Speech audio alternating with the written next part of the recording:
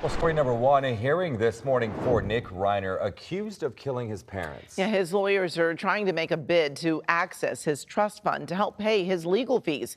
CBS LA's Rick Montanez is live in downtown LA. And Rick, this is not the first time his lawyers have tried to do this.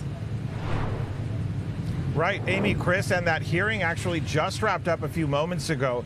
Nick Reiner still does not have access to his trust fund, but he was not denied the trust account outright.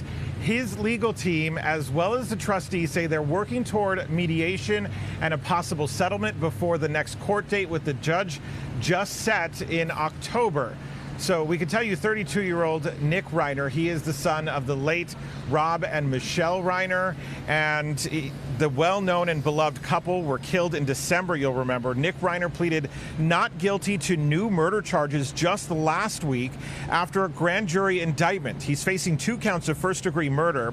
Prosecutors took the case to a grand jury instead of presenting evidence to a judge at a public preliminary hearing. And because of this case, the trustee is citing what's called California's Slayer statute, which prevents a person from receiving inheritance from people they have killed.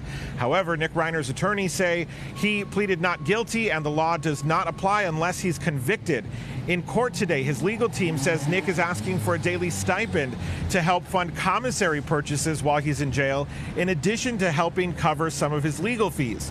Rob and Michelle Reiner set up the trust fund shortly after Nick was born. It is part of the Reiner's estate plan and separate from other trust funds that have been created as part of their estate property.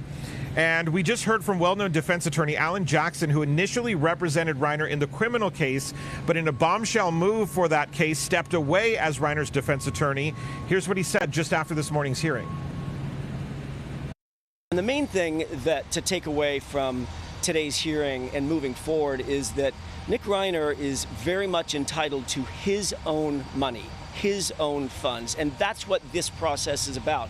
He has made a determination that he wants to be able to use his funds that are in his trust account to decide on his criminal counsel. And when he is allowed to do that, he will then be able to defend himself in the way that the Constitution indicates he should and can defend himself. So right now, Nick Reiner is being represented in his criminal case by a public defender. We did ask Attorney Jackson whether he would represent Reiner again in that criminal case if he gets access to this trust fund. And Jackson replied to us saying it's up to Nick. So now this case just continues. Reporting live in downtown Los Angeles, Rick Montanez, CBS LA.